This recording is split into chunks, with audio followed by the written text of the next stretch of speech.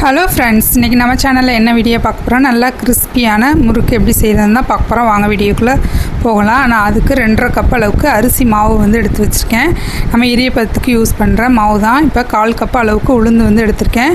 இது எண்ணெய் ஊற்றாமல் வெறும் சட்டியில் நல்லா ஸ்மெல்லு வர வரைக்கும் வறுத்து எடுத்துக்கலாம். கலர் சேஞ்ச் ஆகக்கூடாது. அது ஆறுனதுக்கப்புறம் பொடி பண்ணி எடுத்துக்கலாம். இப்போ நம்ம அரிசி மாவு கூட ஒரு 1/2 டேபிள் ஸ்பூன் அளவுக்கு சீரகம் நல்லா கசக்கிட்டு சேர்த்துக்கலாம். அப்புறம் 1/2 டீஸ்பூன் அளவுக்கு ஓமம், 1 டேபிள் ஸ்பூன் அளவுக்கு கருப்பு எள்ளு, நமக்கு வெள்ளை எள்ளு இருந்தால் கூட சேர்த்துக்கலாம். இப்போ உளுந்து நல்லா ஆறிடுச்சு. இதை நல்லா நைஸாக பொடி பண்ணிவிட்டு நம்ம சலித்து மாவு கூட சேர்த்துக்கலாம்.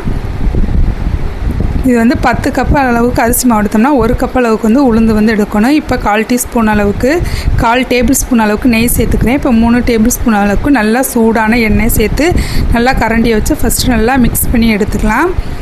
கைட்டை மிக்ஸ் பண்ணோம்னா சுடும், அதனால் ஃபஸ்ட்டு கரண்டியை வச்சு நல்லா மிக்ஸ் பண்ணிவிட்டு அதுக்கப்புறம் கையில் ஊற்றி விட்டுக்கலாம். இப்போ கொஞ்சம் தண்ணி எடுத்து வச்சுருக்கேன். அதில் ஒரு 1/2 டேபிள் ஸ்பூன் அளவுக்கு உப்பு போட்டு நல்லா மிக்ஸ் பண்ணிக்கலாம். உப்பை நம்ம குடிச்சு பார்க்கும்போது நல்லா கரிக்கிற மாதிரி இருக்கணும். இப்போ மாவு கூட சேர்த்து நல்லா சாஃப்டாக மிக்ஸ் பண்ணி எடுத்துக்கலாம். இப்போ எண்ணெய் காய வச்சுருக்கேன். எண்ணெயில் கொஞ்சம் புளி சேர்த்துக்கலாம்.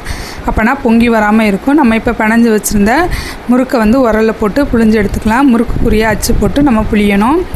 இப்போ இந்த முறுக்கை நம்ம சுட்டு எடுத்தோம்னா நமக்கு கிறிஸ்பியான முறுக்கு ரெடி ஆயிரும். இது ஒரு பக்கம் வெந்ததுக்கப்புறம் இன்னொரு பக்கம் திருப்பி விட்டுருக்கலாம். புழிஞ்ச உடனே நம்ம உள்ளே கரண்டி விடக்கூடாது.